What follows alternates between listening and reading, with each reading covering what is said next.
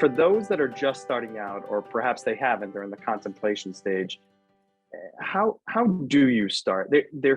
Both saving for college and saving for retirement are such lofty goals for many of us, and they seem far off, even though they're not as far off as we might think. So, what's the process or plan of attack, and how do you really set yourself up for success to tackle both of these major savings priorities?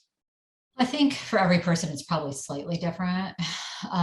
We like to start off by defining where you're at right now. It's kind of like if you think about, your like the map feature on your app, right? And when you're plugging in an address that you want to go to, it shows you like where you're starting right now. And with financial planning, it's the same concept. Where are you at right now? And we call it the financial audit because it's kind of taking a big picture step of where everything is in today's world. Then it's defining the goals.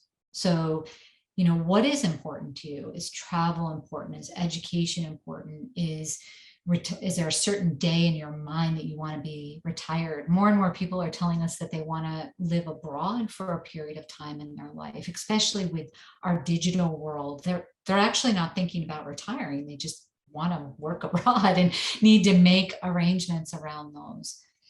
And then next, once we have, I call it like a bullet list in a way, because if you would take like scraps of paper and you were just to randomly write down goals on that scrap of paper and then sit there with those scraps of paper and rearrange them. In what order of priority do you have the most meaningful goals laid out?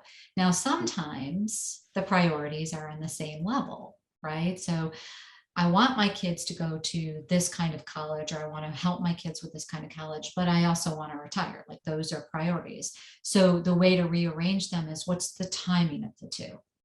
And one's going to take a little bit more priority over the other based on when you want to do those two. And then I would say mapping out the path, right?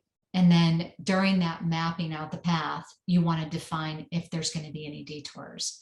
I always look, how they give you like 3 different options to get somewhere when you look at the map on your phone. So I'm always looking for those like red zones. Or now going the fastest route doesn't always mean it's the best route, right? Because that fast route can turn into the slowest route. It's like the line in the grocery store when you get to it. It's like you think this one's going to be the fastest and it's not. So you switch to another one and that one ends up being slower than the other one you were just in. Once you define or map out that path, you need to determine if there's going to be any detours along the way and what your method of accomplishing getting around those detours are.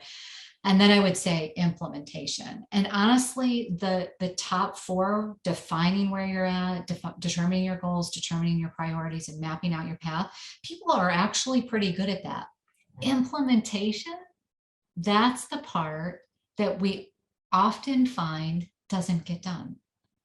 So we used to deliver these wonderful like binder plans that looked beautiful.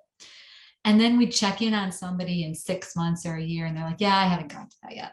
So it's really, it's that implementation of the plan that we think is actually a priority, because if you're going to spend all the time, mapping things out, you really need to make sure you put them in place.